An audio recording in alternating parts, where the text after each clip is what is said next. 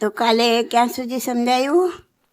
આ કમઠ ગરીબ બ્રાહ્મણનો દીકરો બને છે, મા બાપ બચપનમાં મરી જાય છે ને પોતે ગલીમાં ભટકતું શું ભીખ માંગે છે, ભિખારી જેવો બની જાય છે. એટલે બધાને કમઠ નામ આપી દીધું. હા, કર્મહીન એટલે કમઠ નામ આપી દીધું. સરસ યાદ રાખ્યું છે તમે યાદ રાખો છો ને, અને બરાબર રસથી સાંભળો જ ને એટલે મને કહેવાનું મન થાય. હવે આ કમઠ છે ને, આ ભીખ માંગતો હતો. એમાં એકવાર એક સંન્યાસી મળી ગયા. તો સંન્યાસીને પૂછે છે કે બાબા, આ ધનવાન લોકો રોજ મેવા મિષ્ટાન ખાય છે, મહેલોમાં રહે છે, અને હું દાણા માટે ભટકું છું, છતાં પેટ નથી ભરાતું, એવું કેમ? એવું એ કમઠનો જીવ એક સંન્યાસીને પૂછે છે. તો સંન્યાસી કહે છે, આ બધા પુણ્યના ખેલ છે. એ લોકોએ પૂર્વજન્મમાં તપ, જપ, દાન બધું કર્યું છે, એનું ફળ ભોગવે છે.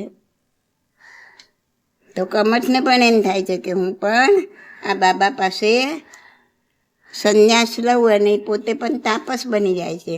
બાબા પાસે દીક્ષા લે છે, આપણી દીક્ષા નહીં. હા, અને ગંગા નદીના કિનારા પર તટ પર આવી અને તપ કરવા લાગે છે, તાપસ બને છે.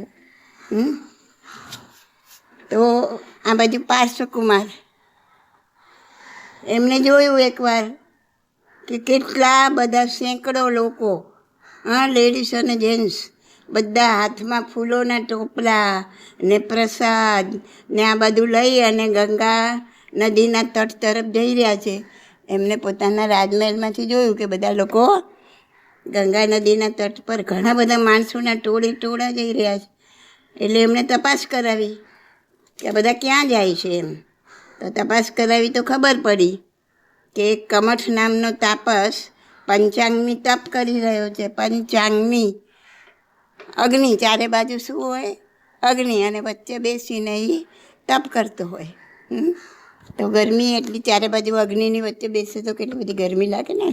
ગરમી પણ એ સહન કરીને તપ કરી રહ્યો છે. એટલે લોકોને તેમ થાય ને કે આ કેટલો મહાન કોઈ તપસ્વી આવ્યો છે એમ. અગ્નિની વચ્ચે બેસીને તપ કરે છે. તો પાર્શ્વકુમારે તપાસ કરાવી તો ખબર પડી કે કમઠ નામનો તાપસ પંચાંગની તપ કરી રહ્યો છે, અને લોકોના ટોળા તેના દર્શન પૂજન માટે આવી રહ્યા છે. તો પાર્શ્વકુમાર એટલે તો આ તીર્થંકરનો ભાવ હતો ને છેલ્લો, એટલે એમને તો અવધિ જ્ઞાન સાથે જ જન્મ્યા હોય ને. અવધિ જ્ઞાન એટલે શું ખબર છે ને? શું? બધાનું દેખાય આગલાનું. અવધિ એટલે લિમિટ, અમુક લિમિટ સુધીનું દેખાય. દરેક દેવોને અવધિ જ્ઞાન હોય ને. તીર્થંકર અવધિ જ્ઞાન સાથે જ જન્મે છેલ્લા ભાવમાં. તો પ્રભુએ જરા ધ્યાન લગાવીને અવધિ જ્ઞાનથી જોયું તો પોતાને અને કમઠના નવ ભાવ, નવ જન્મના દ્રશ્યો એમના ચિંતનમાં આવી ગયા. આપણે પણ આ જરા 9 ભાવ તરફ દ્રષ્ટિ કરી લઈએ. શોર્ટમાં, બે લાઈનમાં. એટલે આપણા બધું મગજમાં ફરીથી આવી જાય. એમને પણ 9 ભાવના દ્રશ્યો જોયા ને. આપણે પણ જરા જોઈ લઈએ. તો પહેલો ભાવ યાદ હોય તો બોલો ફટાફટ, નહીં તો બોલો. મરુભૂતિ. સરસ. મરુભૂતિ નમીને માફી માંગવા જાય છે, ત્યાં કમઠ એને પથ્થર મારીને મારી નાખે છે. વળી મનમાં ગાંઠ વાળી છે ઓલો કમઠ કે ભવો ભવ આનું વેર લઈશ. અને તમે જોયું ને, ભવો ભવ વેર લીધું જ ને. આને ભવો ભવ મારનારો બનીશ. અને બીજા ભાવમાં ભગવાનનો આત્મા હાથી બન્યો. સરસ. અને ભગવાનના આત્માને પણ આ તિર્યંચના ભાવ મળવાના 2 કારણો, આ બંને કારણ યાદ રાખજો. એક કારણ, જ્યારે પોતાના મોટા ભાઈ અને પોતાની પત્નીના વ્યાભિચાર વિશે પોતે જાણે છે ને, ત્યારે મનમાં અત્યંત ક્રોધ આવે છે. આ એક કારણ. અને બીજું, જ્યારે કમઠ તાપસ પથ્થર ઉચકીને એમને મારે છે ને, ત્યારે મનમાં દ્વેષ ભાવ પેદા થાય છે કે મેં તો આની માફી માંગી અને એણે મને આવું કર્યું.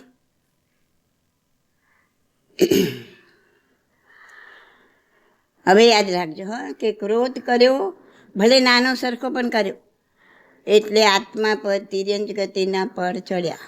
અતિ ક્રોધ કર્યો તો નરક ગતિના દ્વાર આપણે ખોલ્યા. તો બહુ ક્રોધ આવી જાય ને ત્યારે વિચારવાનું કે આ સામે નરક છે, એમાં મારી જવાનું, મેં જ આ ઉપાર્જન કર્યું. હા, તો નિશ્ચય કરીને માનજો કે ક્રોધ કરવો એ જ પાપ છે, એ જ અધર્મ છે. અરે આપણે તો શું ધર્મ કરીએ, કાંઈ નથી કરતા, પણ જેણે કરોડ કરોડ વર્ષ સુધી તપ કર્યું છે, વિચાર કરજો હા, ઉત્કૃષ્ટપણે સંયમનું પાલન કર્યું છે. કરોડ કરોડ 2 કરોડ વર્ષ સુધી સંયમનું પાલન કર્યું, તપ કર્યું, એનું પણ જો એકવાર ક્રોધ, હા, તો આટલું બધા સંયમનું ફળ ચાલ્યું જાય. ક્રોધે ક્રોડ પૂરવતણું, સંયમ ફળ જાય. આટલો જ જૈન ધર્મનો સાર જો હૃદયમાં ઉતરી જાય ને તો એ સાચો જૈન બની જાય. બરાબર ને? આ વાત ભગવાનની વાત પરથી આ નક્કી થાય છે. પછી ત્રીજો ભવ યાદ છે, દેવ બની ગયા, સહસ્ત્રાર દેવલોકમાં દેવ. ચોથો ભાવ મનુષ્ય બરાબર છે. ના, કોઈ રાજાનો અમે રાજા જ બન્યા છે, મનુષ્ય બન્યા ત્યારે કિરણ બેગ રાજા, વિદ્યાધર કિરણ બેગ, ચોથો ભાવ. ઉગ્ર તપસ્વી, અને એમાં આ કમઠ 20-10 સર્પ બનીને આવ્યો અને એના શરીર પર મીટલાઈને આખા શરીરને ડંખ મારીને ચારની જેવું બનાવી દીધું. હા,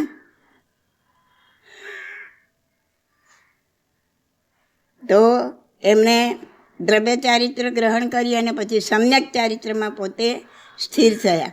સર્પ ડંખ મારી મારીને શરીર ભલે ચારની જેવું કરી દો, છતાં પણ એક આંગળી પણ એમની હાલતી નથી. કેવી અદ્ભુત ક્ષમતા, કેવું અદ્ભુત સમ્યક ચારિત્ર, વર્ષોના વર્ષો સુધી આ સ્થિતિમાં. આ અંતરયાત્રા છે, આ સમ્યક ચારિત્ર છે. આ જ સમ્યક ચારિત્ર મોક્ષ સુધી લઈ જાય છે. મોક્ષ માર્ગમાં ફક્ત દ્રવ્ય ચારિત્રનું મહત્વ શૂન્ય, 0, કાંઈ નહીં. દ્રવ્ય ચારિત્ર એ સમ્યક ચારિત્ર સુધી પહોંચવાનો એક રસ્તો છે. 5મો ભાવ દેવ, 12મા દેવલોકમાં દેવ થયા. 6ઠ્ઠો ભાવ મનુષ્યનો હતો, હા, વજ્રનાભ રાજા. દીક્ષા લીધી અને કમઠનો જીવ ભીલ, એ ત્યારે શું બન્યો? ભીલ બન્યો અને છાતીમાં તીર મારી એમને ઘાયલ કર્યા. જો ભીલને તો કોઈ જ્ઞાન નથી થયું ને કે આજ મારો ભાઈ, મારું બુતી છે. હા, પરંતુ ભગવાનને જોતા જ એને મારવાનું મન થયું ને. આને કહેવાય પૂર્વ જન્મના લેન દેન. આપણી સાથે પણ કોઈ વેરઝેર રાખે, કોઈ ઈર્ષ્યા કરે, કોઈ બોલાવે નહીં, બધાની વચ્ચે ઉતારી પાડે, વાત વાતમાં ભયંકર ગુસ્સો કરે, એનું ગમે એટલું કરવા છતાં જસ ના આપે, આવું બધું બને ને તમારે કોઈ વાંક ન હોય છતાં તમને જ ગુનેગાર સાબિત કરે. આવા સંજોગોમાં વિચારવાનું કે મારે કોઈ જન્મના આની સાથે ચોક્કસ વેર છે. આ જન્મમાં મને સમજ મળી છે, હું હૃદયથી ક્ષમા માંગ્યા કરું અને આ વેરને ધોઈ નાખું. આટલું જ વિચારવાનું, આમ કેમ તેમ કેમ કાંઈ જ નહીં. પછી 7મો ભાવ દેવ, ગ્રેવેગ દેવ, વિમાનમાં દેવ થયા. ગ્રેવેગ દેવ વિમાનમાં દેવ થયા. પછી 8મો ભાવ સુવર્ણ બાહુ, ચક્રવર્તી બની દીક્ષા લીધી. અને ઓલો શું બન્યો તો ખબર છે? કમઠ ત્યારે નરકમાં હતો. ના, ત્યારે નરકમાં હતો. પછી એના પછી ઓલો લાયન બની. હા, લાયન, શાબાશ, ખૂંખાર સિંહ, એના રૂપમાં કમઠે એમને ઉપદ્રવ કર્યો. વિચાર કરો, શું આ મુનિમાં પોતાનો બચાવ કરવાની શક્તિ નહોતી? એ વિચાર કરો તમે. અરે એમની પાસે તો અજબની ધ્યાનની શક્તિ હતી. ફક્ત મનની ધારણા કરે ને તો સિંહ ત્યાં સ્થિર થઈ જાય. પહેલાં જોયું હતું ને, પહેલા ભાવમાં હાથી બનીને આવ્યો અને અમને ધ્યાનની શક્તિથી એને ત્યાં જ થોભાવી દીધા, બધા હાથીને થોભાવી દીધા. તો શું આમની પાસે શક્તિ નથી? હા, છતાં છતી શક્તિએ પરિસર સહન કર્યા, ક્ષમતામાં રહ્યા, તો મુક્તિની કેળીએ પહોંચી શક્યા. હવે તમે મને કહો કે ધર્મ ક્ષમતા ભાવે સહન કરવામાં છે કે બદલો લેવામાં? આપણે તો વાતમાં બદલો લેવાનો વિચાર કરીએ, તમે ને હું બધા. હા, અને 9મો ભાવ પાછા દેવલોક, પ્રાણાંત દેવલોકમાં દેવ. હવે ઓલા કમઠના ને પોતાના નવે નવ ભાવ ભગવાન જુએ છે ને, એટલે હવે ભગવાન વિચારે છે કે અચ્છા આ કમઠ અહીં તાપસ બન્યો છે, ચલો જોઈએ. ઘોડા પર સવાર થઈ ગંગા નદીના તટે પહોંચ્યા. કોણ? પાર્શ્વકુમાર, પાર્શ્વનાથ ભગવાન. ચારે બાજુ મોટા મોટા લાકડા સળગાવી અને તાપસ વચમાં બેઠો છે. અને નગરજનોના તો ટોળે ટોળા ચારે તરફ ઊભા છે, ખૂબ વખાણ કરે છે, કેવો તપ. હા, પાર્શ્વકુમાર પોતાના જ્ઞાન બળથી લાકડામાં બળતો એક નાગ જુએ છે. એક છે. પાર્શ્વકુમાર કમઠને કહે છે કે પંચેન્દ્રિય જીવોને હોમીને આ કેવો તપ તું કરે છે? એને પૂછે છે, આ પંચેન્દ્રિય જીવ એને હોમીને તું આ કેવો તપ કરે છે? એમ કમઠ માનવા તૈયાર નથી. પાર્શ્વકુમાર એના સેવકને આજ્ઞા કરીને એક લાકડું બહાર કઢાવે છે, લાકડાને ફાડે છે, તેમાંથી અડધો જલેલો નાગ નીકળે છે, તરફડિયા મારે છે. અજ્ઞાન તપ કહેવાય, અજ્ઞાન તપ. તો પાર્શ્વકુમારના કહેવાથી સેવક 3 વાર નોકાર સંભળાવે છે અને નાગ ક્ષમતાપૂર્વક પીડા સહન કરી પ્રાણનો ત્યાગ કરે છે. એના શરીરમાંથી હલકો નીલો પ્રકાશ ઉપર ઉઠે છે. નાગનો જીવ ધર્મેન્દ્ર બને છે. એ જ ધર્મેન્દ્ર જેને આપણે એમના અધિષ્ઠાયક દેવ તરીકે માનીએ છીએ. આ બધું આ આજુબાજુ ટોળા વળીને જે માણસો બધા ઊભા હતા ને, બધા લોકો, એને જોયું અને એ લોકો કમઠને ધિક્કારવા લાગ્યા. કહે છે કે ધિક્કાર છે તમારા તપને, નાગરાજા ધૂણીમાં બળી રહ્યા છે અને તમને ખબર પણ નથી. તો લોકો જે એના વખાણ કરતા હતા એને થૂથું કરવા લાગ્યા. કમઠને ખૂબ ક્રોધ આવ્યો, ખૂબ જ ક્રોધ આવ્યો. રાજકુમારને કહે છે તે મારી તપસ્યામાં વિઘ્ન કર્યું છે અને તેનું ફળ ભોગવવા તૈયાર રહેજે, હું બદલો લઈશ. એમ પગ પછાડતો જંગલમાં જતો રહે છે. પછી કેટલાય તપ કરે છે પણ મનમાં શું છે? વેર, ક્રોધ ને દ્વેષ. મનમાં વેર છે. શાબાશ. તો આમ તપ કરતા હોય ને મનમાં ક્રોધ ને વેર ને દ્વેષ હોય તો એ તપને મિથ્યાત્વ તપ કહેવાય. અને મિથ્યાત્વ તપથી કદી પણ મોક્ષની સીડી ચડી શકાય નહીં. આપણે જ્યારે તપ કરીએ ત્યારે વિચારવાનું કે અમારો તપ મિથ્યાત્વ છે કે નહીં. મને ક્રોધ આવે છે, મારે લોકોને બતાવવા માટે તપ કર્યો છે, તપની પાછળનું આપણો આશય શું છે, આપણે શું કરી રહ્યા છે, એ બહુ મહત્ત્વનું છે. એ હું સમજાવીશ તમને કે આપણો અંદરનો જે આશય હોય એનાથી આપણો અનુબંધ પડે અને આપણે જે બાહ્ય કરી રહ્યા છે એનાથી આપણો બંધ પડે. શું બંધ છે, શું અનુબંધ છે, એ હું તમને સમજાવીશ. એ સમજવા જેવું છે.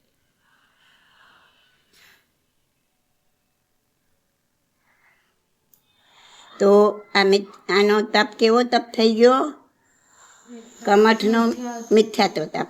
એટલે કમઠ મરીને મેઘમાળી નામનો અસુર દેવ બને છે.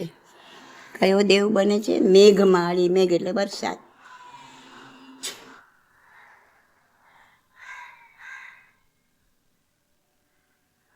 હવે આ ઘટના બની નાખી, નાગ બળતો કાઢ્યો. પછી પાર્શ્વકુમાર વિચારે છે, ચિંતન કરે છે કે ધર્મ પર અજ્ઞાનનું આવરણ છવાઈ ગયું છે. ધર્મ ઉપર બધું અજ્ઞાન આવી ગયું છે. હિંસક યજ્ઞને અજ્ઞાનમાં લોકો અજ્ઞાન તપમાં હિંસક યજ્ઞમાં લોકો ભટકી રહ્યા છે.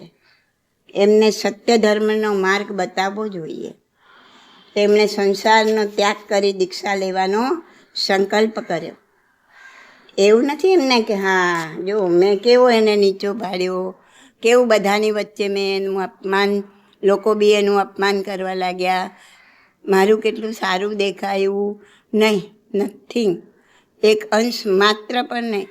ઉપરથી એ લોકો માટેની ચિંતવન કરે છે કે ઓહો આવો બધો અધર્મ ફેલાઈ ગયો છે અને અજ્ઞાન તપ લોકો કરી રહ્યા છે, તો મારે આ હવે ધર્મનું પ્રવર્તન કરવું જોઈએ. સત્ય ધર્મનો માર્ગ લોકોને બતાવવો જોઈએ. અને તેમણે સંસારનો ત્યાગ કરીને દીક્ષા લેવાનું નક્કી કર્યું. બ્રહ્મલોક નામના 5મા દેવલોકમાંથી 9 લોકાંતિક દેવોએ આવીને ભગવાનને પ્રાર્થના કરી કે હે પ્રભુ, ધર્મ તીર્થનું પ્રવર્તન કરો. કોણે પ્રાર્થના કરી આવીને ભગવાનને? લોકાંતિક દેવોએ. મેં તમને એકવાર સમજાવેલું છે. કોઈ પણ તીર્થંકર એમને જ્યારે દીક્ષા લેવાનો સમય આવે ત્યારે એવો એક રિવાજ છે, એક વ્યવહાર છે કે લોકાંતિક દેવો આવી અને ભગવાનને પ્રાર્થના કરે, વિનંતી કરે કે હે ભગવાન, આપ હવે દીક્ષા લઈ ધર્મનું પ્રવર્તન કરો. કોઈ પણ તીર્થંકર હોય. એટલે એવું નથી કે આ લોકાંતિક દેવો આવીને કે એટલે જ ભગવાન દીક્ષા લે, પણ આ એક રિવાજ છે. આ રીતે કહેવાનો એક રિવાજ છે, એક વ્યવહાર છે. પછી ભગવાને દરરોજની 1,8,8 સુવર્ણ મુદ્રાઓનું દાન કરે છે ભગવાન. આપણે જેના પ્રતિક રૂપે જે વર્ષીદાન કરીએ છીએ ને, ભગવાન દીક્ષા લેવાના હોય એની પહેલાં દરરોજ 1,08,00,000 સુવર્ણ મુદ્રાઓનું દાન કરે. આમ એક વર્ષમાં 388,80,00,000 સુવર્ણ મુદ્રાઓ દાનમાં આપે. એની પ્રતિકૃતિ આજે આપણે વર્ષીદાનનો વરઘોડો કાઢીને કરીએ છીએ. પોષ વદ 11 હજારો દેવ રાજાઓ બધા આશ્રમ પદ ઉદ્યાનમાં ભેગા થયા છે. પાર્શ્વકુમાર પોતાના દિવ્ય વસ્ત્રો તથા આભૂષણ ઉતારે છે ત્યારે ઇન્દ્ર હાજર હોય, શકેન્દ્ર. અને રત્નશાલ હોય ને, રત્નની શાલ, એની અંદર એમના વસ્ત્રો, એમના આભૂષણ એ બધું ઇન્દ્ર ગ્રહણ કરે.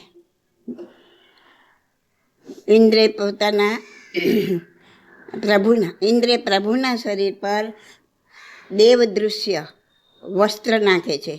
ભગવાન પોતાના વસ્ત્રો ઉતારે છે અને ઇન્દ્ર એમના ખભા પર દેવદૃશ્ય વસ્ત્ર, એટલે કે એવું વસ્ત્ર કે જે ખાલી દેવ જ જોઈ શકે. મનુષ્યને એમ લાગે કે કંઈ વસ્ત્ર નથી, પણ છતાં ભગવાનની નગ્નતા દેખાય ને, એ દેવદૃશ્ય વસ્ત્રથી ભગવાનનું શરીર ઢંકાઈ જાય. પીળા કેસરિયા રંગનો દુપટ્ટો એ નાખે છે. એના પછી કદાચ આ બધા સાધુઓ કેસરી રંગના કપડાં પહેરતા, સાધુઓ બીજા ધર્મના, બૌદ્ધ ધર્મના બધા થયા હોય એવું બની શકે. બુદ્ધ ભગવાન પોતે પાર્શ્વનાથ ભગવાન જોડે દીક્ષા લીધેલું. બૌદ્ધ ધર્મના જે માને છે લોકો બુદ્ધ ભગવાનને, એમને પાર્શ્વનાથ ભગવાન જોડે દીક્ષા લીધેલી. એમનું નામ પણ મને યાદ હતું, હું કહીશ પછી. એનું શું નામ હતું એવી? હા, ના, દીક્ષા લીધા પછી. અને ભગવાન દીક્ષા લે ને ત્યારે કોઈ એમના ગુરુ મહારાજ ના હોય, એ સિદ્ધ ભગવંતોનો નામ લઈ, સિદ્ધ ભગવંતો નમસ્કાર કરી નમો સિદ્ધસ્સ બોલીને પોતાનો લોચ કરે. નમો સિદ્ધાણમ નમો સિદ્ધસ્સ એમ બોલીને પોતે દીક્ષા ગ્રહણ કરે. અને પાર્શ્વનાથ ભગવાનની સાથે બીજા 300 મનુષ્યોએ દીક્ષા લીધી. કેટલાએ? 300 મનુષ્યોએ. તો જે પણ બધા ગંધર્વ હોય ભગવાનના, એ બધા જ મોક્ષે જાય ભગવાન સાથે? ગંધર્વ બધા મોક્ષે જાય.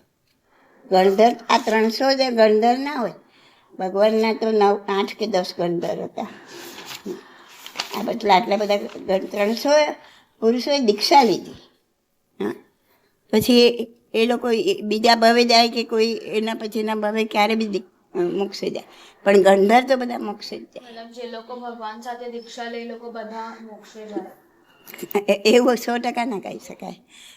વહેલા મોડા જાય ખરા, 100% ના કહી શકાય કોઈ જીવનો શું છે એ રીતના. તો જે ગૌતમ બુદ્ધ છે એ પણ મોક્ષમાં જ ગયા નથી હજી. મને 99% મને એવું યાદ છે કે હવે જશે. મેં કાલે પણ પૂછ્યું હતું પણ મને હજી સમજ નહીં પડી. તો કમટનો જે જીવ છે હજી પણ ફરિયાદ રાખે છે? હા, હજી ફરે છે, હજી ઘણા અનંતા વર્ષો સુધી ફરશે, પછી એનો ઉદ્ધાર થશે. એટલે મેં મોક્ષે તો જવાનો જ છે કમટ. મોક્ષની ખબર નથી, એનો ઉદ્ધાર થશે એમ વાંચ્યું છે, પણ 100% શું છે એ આપણને નથી ખબર. અને ઘણા વર્ષો થઈ જાય ને પછી થોડી વાતો પણ બદલાઈ જાય. તમે 20 જણા ગોળમાં બેઠા હોય ને, પહેલાંના કાનમાં કંઈ ધીમેથી તમે એક વાક્ય લાંબુ કહો ને, એ બીજાને કે ત્રીજાને કે ચોથાને કે એમ 25માં પાછા આવતા આખું વાક્ય બદલાઈ ગયું હોય, સેન્ટેન્સ. એવું જ આ બધી વાતોનું થાય કે જે વાર્તાઓ છે એમાં થોડું કાંઈક બદલાઈ ગયું હોય. હવે ભગવાનનું જ કહો ને, કોઈ પંથ માને છે એમના 8 ગણધર હતા, કોઈ પંથ માને છે એમના 10 ગણધર હતા. એટલે આવું બધું થવાનું. આપણે તો મૂળ સિદ્ધાંતને પકડવાનો. મૂળ સિદ્ધાંત આ જ છે: હિંસા નહીં કરો, ચોરી નહીં કરો, ક્રોધ નહીં કરો, પાપમાંથી પાછા હટો. આ બધા મેઇન સિદ્ધાંત છે. તમે કીધું કે જે લાકડામાંથી એક જ સર્પ નીકળ્યો અને ધર્મેન્દ્ર દેવ બન્યો, પદ્માવતી માતા જીવ ગમે ત્યાંથી એમના ધર્મેન્દ્રની પત્ની તરીકે દેવલોકમાં ઉત્પન્ન થયા હશે કદાચ. એટલે ઘણા એમ કે છે વાર્તામાં કે નાગણીની જોડ ઉગારી, એવું કંઈક સ્તવનમાં કે ક્યાંક બી આવે છે. અને ક્યાંક એવું આવે છે કે નાગણીની જોડ નથી, એક નાગ જ હતા, જે હોય તે એની જ. એ જ મેં તમને કીધું કે આ વાર્તાઓ બદલાતી જાય, થોડુંક ચેન્જ આવી જાય. આ મૂળ આખી વાત ને બદલાય, પણ થોડું એમાં ચેન્જ આવી જાય. કોઈ આમ સમજ્યું હોય, કોઈ આમ સમજ્યું હોય.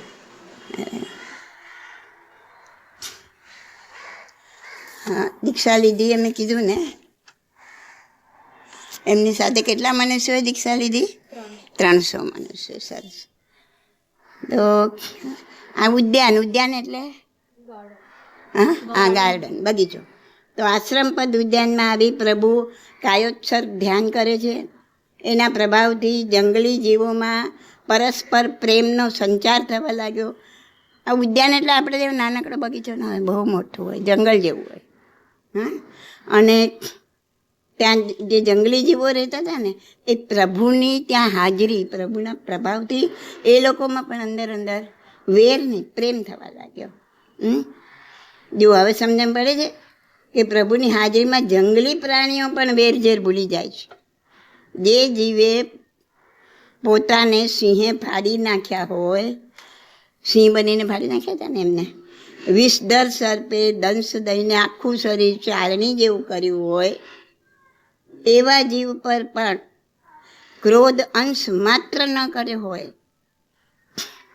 ને ક્ષમા જ વરસાવી હોય, તેવા આત્મામાંથી નીકળતા ક્ષમાના અને ક્ષમતાના વાઇબ્રેશન જે જીવમાં પ્રવેશે તે પોતાના વેર ઝેર ભૂલી જઈ પ્રેમમાં મગ્ન બને. એ સાહજિક વાત છે, સ્વાભાવિક વાત છે, સમજી શકાય એવી વાત છે. મને એક ક્વેશ્ચન છે. હા, બોલ ને બેટા. હા, તો તમે કીધું કે કોઈના પર ગુસ્સો કરે તો આપણને, કે કોઈના પર ખરાબ કંઈ કરે તો આપણને કર્મ બંધાય. હા, તો અગર કોઈએ કંઈ પહેલાં કર્યું હોય અને એને અચાનક કંઈ યાદ આવે થોડા કે પછી વર્ષો પછી કે મેં આના પર આવું ખરાબ કર્યું છે, અને પછી ત્યારે તરત જ માફી માંગી લે એની, હા, તો થોડા પાપથી પાછા હટાય. માફી માંગવી જ જોઈએ, ખબર હોય કે ના હોય. ખબર હોય ને ખબર પડે તો માફી માંગવી જોઈએ આપણે, બરાબર છે. જો એમ લાગે કે આ વ્યક્તિની સામે જઈને એને માફી માંગીશ, આ પાછમાં હારા માટે. હા, અત્યારના માણસો એવા છે જરા, એટલા માટે જો એવું બની ન શકે સામે જન્મમાં, તો અંતરથી માફી માંગો, મનથી. મેં એકવાર સમજાવેલું કે આપણી અંદર પણ શુદ્ધાત્મા છે, 8 જે રૂચક પ્રદેશ છે આત્માના પ્રદેશો, હા, એમાંના 8 પ્રદેશ હંમેશા શુદ્ધ જ રહે છે, એને કર્મ લાગતા નથી. આપણા આખા બોડીમાં આત્મા ફેલાયેલો છે. હા, નાભીની આજુબાજુ, સરસ. નાભીની આજુબાજુ 8 જે પ્રદેશો છે આત્માના, એ હંમેશ માટે શુદ્ધ જ રહે.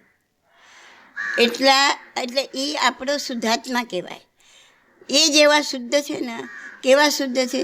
સિદ્ધ ભગવંતના જેવા શુદ્ધ છે, કર્મલેશ, કર્મ વગરના આત્મા પ્રદેશો. એમના બધા આત્મા પ્રદેશો કર્મલેશ થઈ ગયા છે, પણ આપણામાં પણ 8 પ્રદેશો હંમેશા કર્મ વગરના હોય, શુદ્ધ હોય. હા, અને સામેલી વ્યક્તિમાં પણ હોય, દરેક જીવ માત્રમાં હોય, દરેક જીવ માત્રમાં 8 શુદ્ધ પ્રદેશ હોય, અને એમાં જ શક્તિ છે.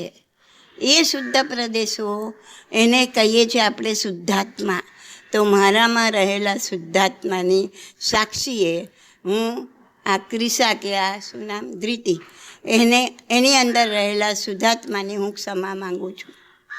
મેં એ આત્માને ક્યારે પણ કોઈ પણ ભાવમાં દુઃખ પહોંચાડ્યું હોય, તકલીફ આપી હોય, મન, વચન ને કાયાથી, તો હું એની ક્ષમા માગું છું. એ રટણ ચાલુ કરો મનમાં, એ ભાવ ચાલુ કરી દો, તો એ કરતાં કરતાં એનામાં પણ શુદ્ધાત્મા છે. તો તમારો શુદ્ધાત્મા એના શુદ્ધાત્માને આ સંદેશ પહોંચાડી દેશે. પછી એ અત્યારે અહીંયા હયાત હોય કે ના હોય. હા, હવે મારી માતા છે તે અત્યારે અહીં હયાત નથી, પણ હું એના શુદ્ધાત્માની, મારા શુદ્ધાત્માની સાક્ષી ક્ષમા માંગું, તો મારો શુદ્ધાત્મા એના શુદ્ધાત્મા જ્યાં પણ હશે એને પહોંચાડી દેશે. બટ આપણને ખબર ન હોય, હમણાં જેટલા બધા હું જેમને ઓળખું છું મેં એ લોકોની માફી માંગી, પણ હું બીજા લોકો જે લોકોને ઓળખતી નથી, કોઈ ભાવમાં એ લોકો સાથે કંઈ થયું હોય ને હમણાં એ લોકો મારા સાથે ના, તો એ લોકોની માફી માટે આપણે એવું કહીએ કે એ બધાના નામ લીધા કરતાં આપણે એવું કહીએ કે દુનિયામાં જેટલા પણ હોય, જે પણ ભાવ જ્યાં પણ હોય, એ લોકોની માફી માંગું. બહુ સરસ. સર્વ જીવોની હું માફી માંગુ છું. પણ જેને તમે જાણો છો, ઓળખો છો, ખબર છે, જેના સંસર્ગમાં આવ્યા છો, તમારા માત પિતા, આડોશી પાડોશી, તમારા સગા વાલા, ફ્રેન્ડ સર્કલ, જેને જેને તમે જાણો છો, એ બધાને પણ સર્વજીવોની માફી માંગુ છું, કરીને છોડી દેવાય ને. એ બધાની એક એકને યાદ કરીને તમારે ક્ષમા માંગવાની. હા, ચાલો ને આજે 5 જણની માંગી, કાલે બીજા 5 જણ, એના 5 જણ, અને એવું નહીં કે એક વખત કહી દીધું ને માફી માંગી, પછી એ રટણ થોડું ચાલવું જોઈએ, જ્યાં સુધી આપણો જીવ શાંત ના થાય. એટલે પછી બીજાને, ત્રીજાને. હા, આટલું નાનું બાળક બી હોય ને ઘરમાં, હજી તો જન્મ્યું છે, ઘોડિયામાં સૂતું છે, પણ એ બાળક બી આપણી નજીક આવ્યું એનું કારણ કે એની સાથે કોઈ જન્મના લેનદેનના સંબંધ છે, એની પણ માફી માંગવાની. હાલા, તું આપણી ઘોડિયામાં છે ને ત્યારે બી તારી માફી માંગતી છે. ખાલી સમજવા માટે કહું છું. તો એક એક જીવને યાદ કરીને માંગો, અને પછી જે જીવને આપણે અત્યારે આ જન્મમાં નથી ઓળખતા, કોઈ પણ જન્મમાં આપણા સંસર્ગમાં આવ્યા હોય, નિગોદથી માંડીને. પણ જે જીવ સાથે કંઈ આપણે લેનદેન હોય એ જીવ નજીક આવે ને, જે નજીક નથી આવ્યા એની સાથે તો કંઈ. પણ આ જ ભાવમાં બધા નજીક થોડા આવી શકે. એવા બધા સંજોગો, હવે તારી જોડે મારે જે લેનદેન હોય, તો કેટલાય જન્મો પહેલાં આપણે સંસર્ગમાં આવ્યા હોય, અને ત્યારે કંઈક લેનદેનના સંબંધ બાંધ્યા હોય, પણ એ પછી મારો જીવ બીજે ક્યાંય જતો રહ્યો હોય, કાં તો એક ઇન્દ્રિયમાં જતો રહ્યો હોય, કાં તો 2 ઇન્દ્રિયમાં, 3 ઇન્દ્રિયમાં, તારો જીવ બીજે ક્યાં ચાલ્યો ગયો હોય, તો ત્યાં સુધી એ કર્મ આપણી પાસે આત્મામાં, સત્તામાં પડ્યું રહે. અને પછી જ્યારે એવા સંજોગો ઊભા થાય કે તને માનવ બહુ મળ્યો, મને માનવ બહુ મળ્યો, આપણા જીવ નજીક આવ્યા, ત્યારે એ લેનદેનના સંબંધ પૂરા થાય. એટલે અનેક જન્મો પહેલાંના સંબંધ પણ હોય. એટલે કયા જન્મમાં આપણે કોની સાથે શું કર્યું છે એ તો ખબર નથી. એટલે જ્યાં સુધી જે ના યાદ આવે એક એકના યાદ કરીને ક્ષમા માંગવાની. હા, ખાલી બીજું કશું યાદ ના આવતું, એટલું મારા શુદ્ધાત્માની સાક્ષીએ હું મારા પિતાના શુદ્ધાત્માની ક્ષમા માંગુ છું, બસ એટલું બી યાદ રહી જાય ને તો પણ વાંધો નથી. અને ક્યારેક કોઈની જોડે કાંઈક બન્યું, હવે હમણાં મારે તને કંઈ બોલવું પડ્યું કે તારે મને કાંઈ બોલ્યું કે મને લાગ્યું મારાથી આ જીવને દુઃખ થઈ ગયું, તને લાગ્યું આમ થઈ ગયું, તો ત્યારે જ ભલે ને તમે કાંઈ કામ કરતા હોય, બીજું કંઈ કરતા, પણ મનમાં રટણ તો કરી શકાય ને.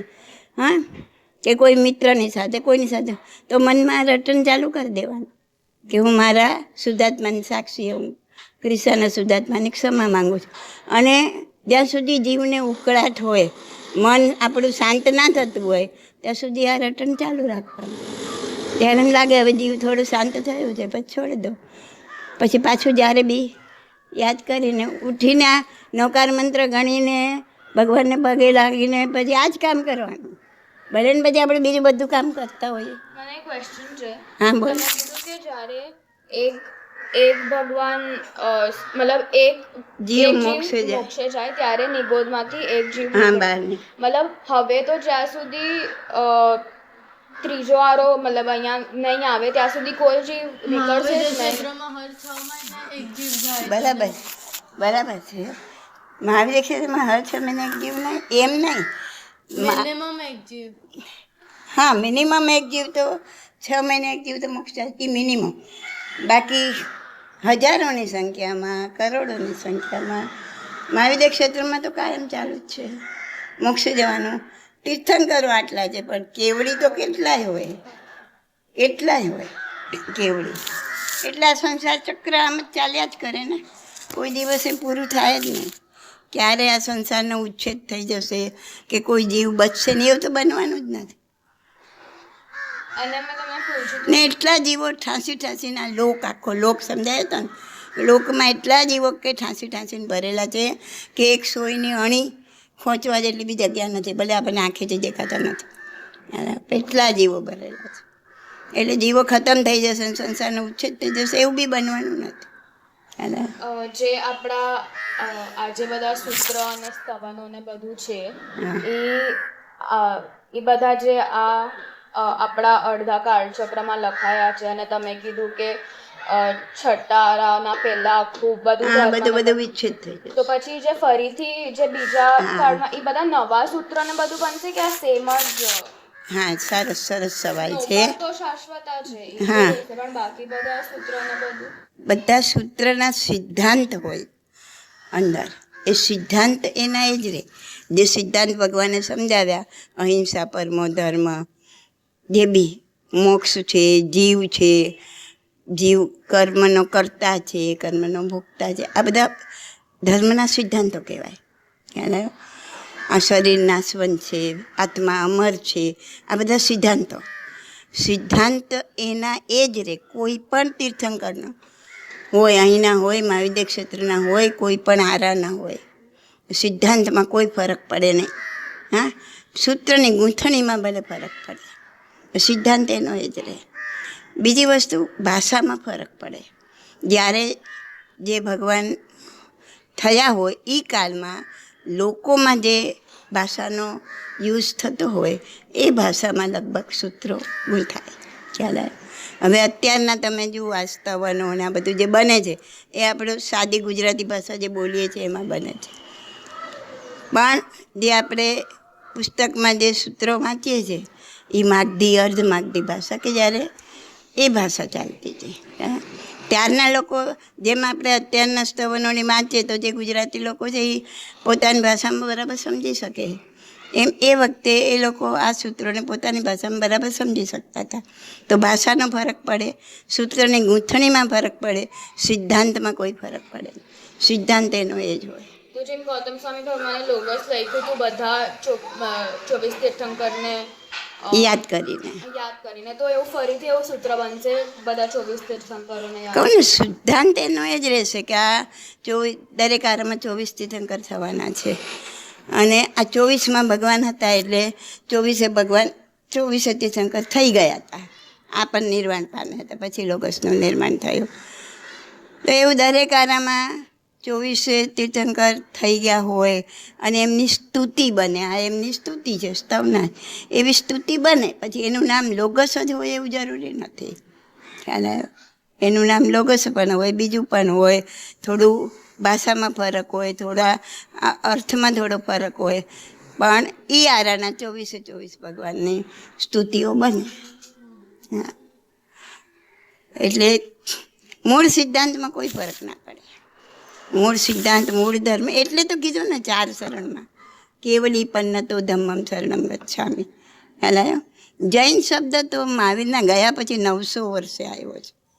ત્યાં સુધી કોઈ જૈન શબ્દ બી નહોતો. એટલે આપણે જે, અને એવું એ નથી કે જૈન હોય જ મોક્ષે જાય, એવું છે જ નહીં. આત્માથી જૈનો, આત્માનો ધર્મ છે, કોઈ પૂતગલનો ધર્મ નથી. પણ લોકો સમજ્યા વગર આ બધું આ ડહોળાવાનું હતું, બધું ડહોળાઈ ગયું. હવે ધીમે ધીમે બધું દૂર થશે. લોકો સમજવા માંડ્યા છે, લોકો ધ્યાનમાં સ્થિર થવા માંડ્યા છે. ભલે આ 5મા આરાના લોકો બહુ ઉત્કૃષ્ટ કાંઈ ના કરી શકે, પણ સમજમાં આવવા લાગ્યું છે, લોકોને અપનાવવા લાગ્યા છે. તમે જો ને આ જે પુસ્તક છે, આટલા લોકો જે એને અપનાવે છે, તો તમે સાંભળો છો આટલા લોકોના ફોન આવે છે, આટલું એ લોકોને લાગે છે કે અમે હાથમાં લીધા પછી અમને મૂકવાનું મન નથી થતું. આજે જ એક બેનનો ફોન આવ્યો હતો ને તે સાંભળે ને, તો આવો અનુભવ લગભગ લોકોનો છે, લગભગ લોકોને આવા ફોન આવે છે. કેમ કે આ જે સમજાવ્યું છે બધું ધ્યાન વિશે, આ શું કહેવાય, કોમન ધર્મ, તપસ્યા શું છે, કેવી રીતના કરવી જોઈએ, તો હવે લોકોને સમજમાં આવવા લાગ્યું છે. જ્યારે આજ સુધી કે અમને આવી બધી કંઈ ખબર જ નહોતી.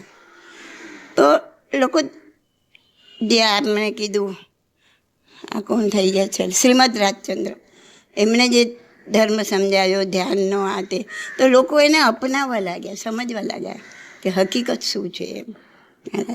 અને નવકાર તો શાશ્વતી છે ને?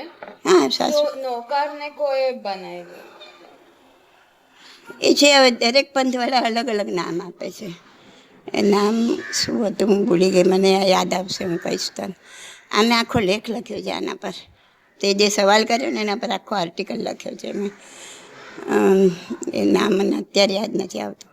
એટલે અમુક પંથવાળા અમુકનું નામ આપે છે, અમુક પંથવાળા બીજાનું નામ આપે છે.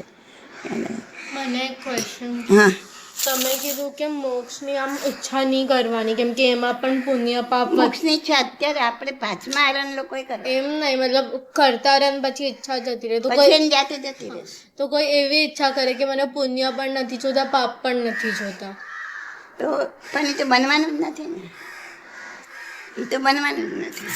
કેમ કે તમે કાંઈ પણ કરો તો સારું કરશો તો પુણ્ય લાગવાનું જ છે. પુણ્યના કર્મો ખેંચાઈને આવી જશે, તમને જોતા હોય કે ના જોતા હોય.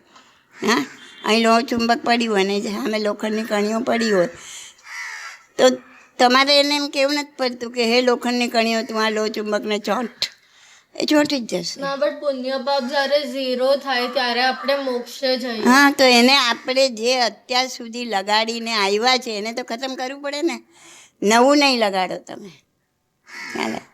સંકિત પામ્યા પછી નવું નહીં લાગશે તો બહુ ઓછું લાગશે, પણ જે જૂનું લઈને આવ્યા છો એને તો ખતમ કરવું પડે ને. જે ડગલાના ડગલા એને પૂરું કરવાનું છે, અને એને પૂરું કરતાં કરતાં પછી આ સ્ટેજ પર આવી જશો તમે. એટલે તો કીધું કે સંકિત પામ્યા એટલે સ્ટેમ્પ લાગી જ ગયો મોક્ષે જવાનું, એટલા માટે જ કીધું. હવે એ જૂનું છે એ પૂરું કરતો જશે, પૂરું કરતો કરતો છૂટી જશે એ આત્મા.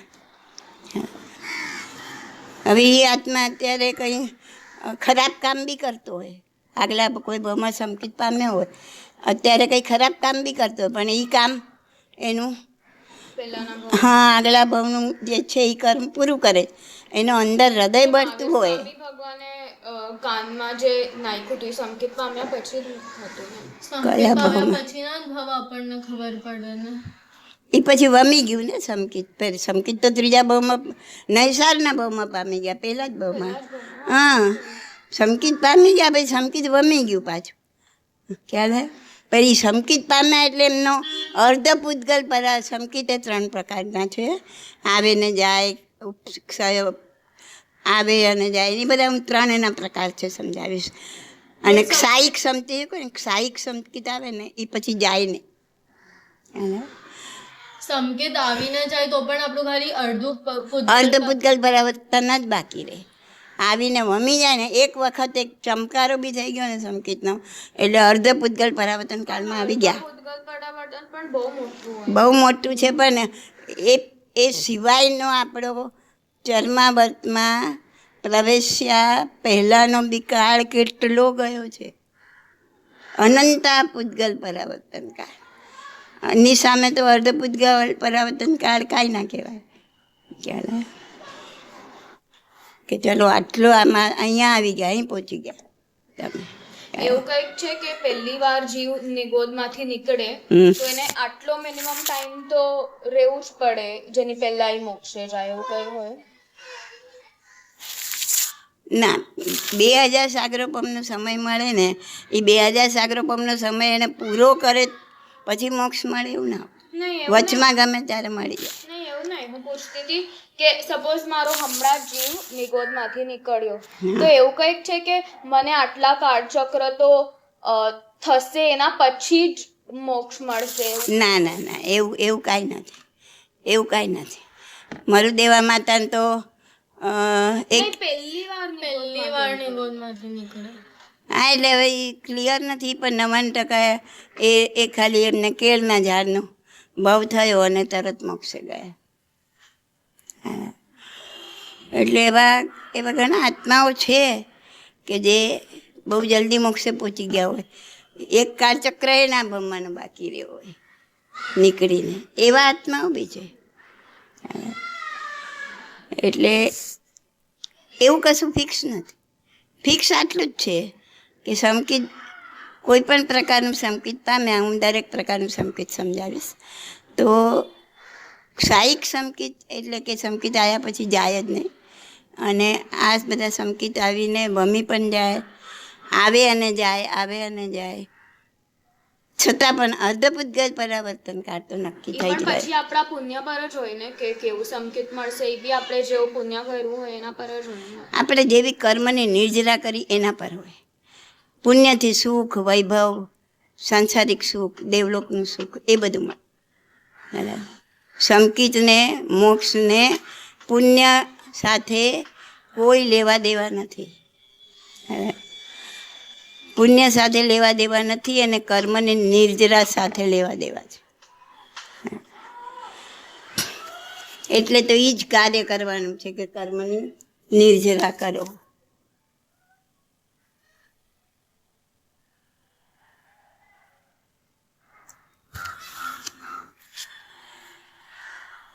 અચ્છા, ક્યાં સુધી મેં સમજાયું ને ક્યારથી સવાલ? ના, એના પછી પણ ઘણું કીધું. મેઘદેવભાઈનો અને પછી પાર્શ્વનાથ ભગવાને દીક્ષા લીધી 300 એની સાથે લોકો સાથે દીક્ષા 300 મનુષ્ય સાથે. અને પછી તમે પણ કીધું કે કંઈ પણ હોય આપણા પર ઓલું હોય. હા, વેર ઝેર ભૂલી જવાનું. બરાબર.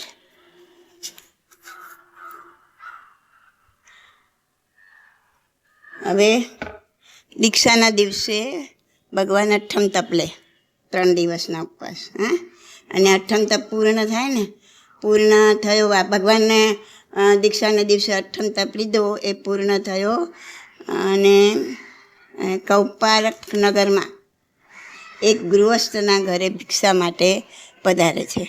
દીક્ષા લે, અઠ્ઠમ તપ કરે અને પૂર્ણ થાય એટલે ભિક્ષા માટે પધારે. તો એ ગૃહસ્થે ભાવપૂર્વક ખીરનું દાન કરી બોહરાવી અને એટલે ભગવાનનું પારણું થશે ને અઠ્ઠમનું, તો દેવતાઓ પણ એને ઉજવે. દેવતાઓ પણ આકાશમાંથી અહો દાનમ એવું ઘોષણા કરે દરેક તીર્થ. પછી 5 દિવ્યોની વૃષ્ટિ કરે. હવે એકવાર પ્રભુજી કૌશાંબ વનમાં, અલગ અલગ વન,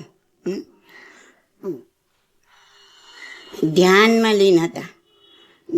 ધર્મેન્દ્ર દેવે આવીને પ્રભુને વંદના કરીએ દેવ બની, અને પોતે જોયું કે અરે પ્રભુના માથે આટલો તેજ સૂર્યના કિરણો, તો ધર્મેન્દ્ર દેવે પ્રભુના માથા પર 3 દિવસ સુધી સર્પની ફણા ફેલાવીને છત્ર કર્યું.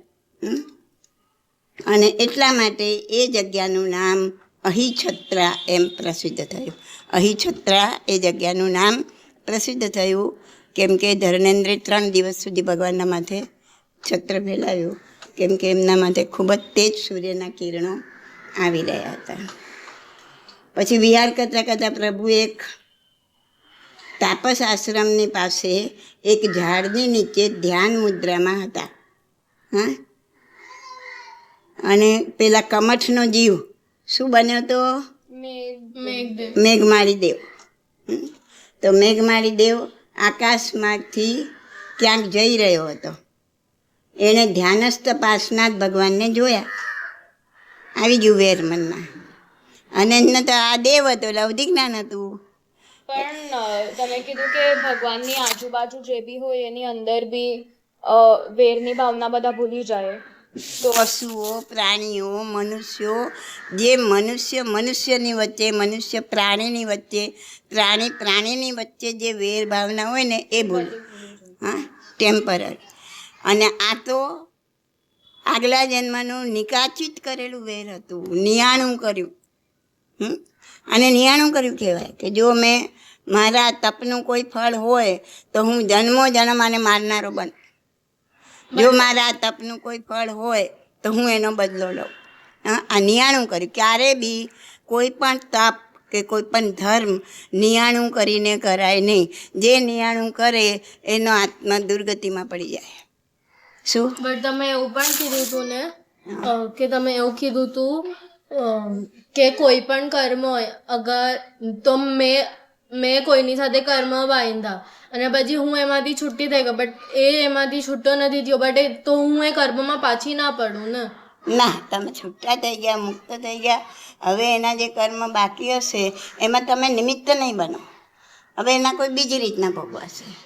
અમુક કર્મ કે મારી સાથે કોઈ કર્મ હોય બટ એ ત્યાં સુધી તમે છૂટો જ નહીં. એના હોય, તમારા હોય ત્યાં સુધી તમે ના છૂટો. તમે તમારા કર્મ એની સાથેના પૂરા થાય પછી જ તમે મુક્ત થાવ. બટ મેં મારા તરફથી છોડી દીધું, બટ એના તરફથી છોડી દીધું, પણ જે ભોગવટામાં આવવાનું છે એ તો આવવાનું જ છે ને. જે ભોગવટા માટેના જે નિકાચિત બાંધ્યા છે, નિકાચિત ના હોય છૂટી જાય. નિકાચિત ના હોય તો છૂટી જાય. પણ પાર્શ્વનાથ ભગવાને તો થોડી નિકાચિત કર્મ બાંધ્યા હતા. બાંધ્યા હશે ને, આપણને ક્યાં ખબર છે. એને જ્યારે એના ભાઈનું આ ખબર પડી કે મારી પત્ની સાથે વ્યાભિચાર છે, ત્યારે એને કેવો ક્રોધ આવ્યો હશે, કેવા નિકાચિત કર્મો બાંધ્યા હશે. ત્યારે તો એમને રાજાને ફરિયાદ કરી હશે. અને જ્યારે એના ભાઈનું આવી રીતના બધું થયું ત્યારે પણ એમને થોડીક કદાચ મનમાં શાંતિ બી થઈ. અને પછી એમને એમ થયું કે આને આ રીતના ઓલો જતો રહ્યો અને તાપસ બની ગયો, ત્યારે એને એમ થયું કે સાલું આ મેં ખોટું કર્યું, મારા લીધે થયું. એટલે આ સમયમાં એમને કેવા નિકાચિત કર્મ બાંધી લીધા હશે ક્યાં ખબર છે. એટલે એમને છોડી દીધા એટલે એ હવે મુક્ત થવાની રસ્તે આગળ વધ્યા. અને ઓલાએ નથી છોડ્યું એટલે એ વેર એ નિમિત્ત બનીને આવે છે વેર લેવા.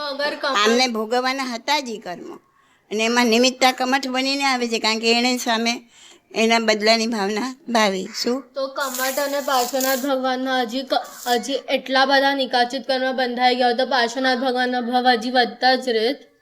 એ સામે રિએક્શન આપે ને. પાર્શ્વનાથ ભગવાન તો સામે રિએક્શન આપ્યું. હવે ઓલો સાપ બનીને કે સિંહ બનીને આવ્યો અને એ વખતે એને ઉપાડીને ફેંકી દેવાની તાકાત હતી એનામાં. તો તું શું સમજે છે તારા મનમાં કરીને એને ફેંકી દીધું હોત તો પાછા ઓર કર્મ બંધાત. તો એ પાછું જેટલું રિએક્શન આપો ને એટલું આગળ વધ્યા જ કરે. એટલે તો અંત નથી આવતો. આપણામાં એવી શક્તિ જ નથી કે આપણે રિએક્શન આપણને બંધ કરી દઈએ અને બધું ક્ષમતા ભાવે સહન કરી લઈએ. એ આપણા પાંચમા આરામાં તો એટલી બધી શક્તિ નથી, પણ થોડુંક બી સમજીને જેટલું પાછું હટાય એટલું હટો તો કદાચ કોઈ ભાવમાં એવી શક્તિ મળશે અને આપણે આગળ વધી શકશું.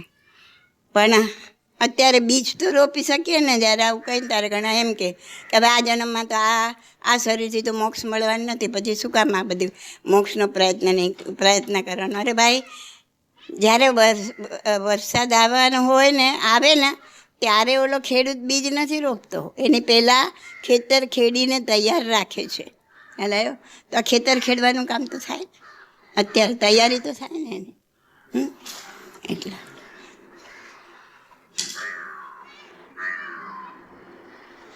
શું કહેતી હતી હું ત્યાં સુધી આવ્યા?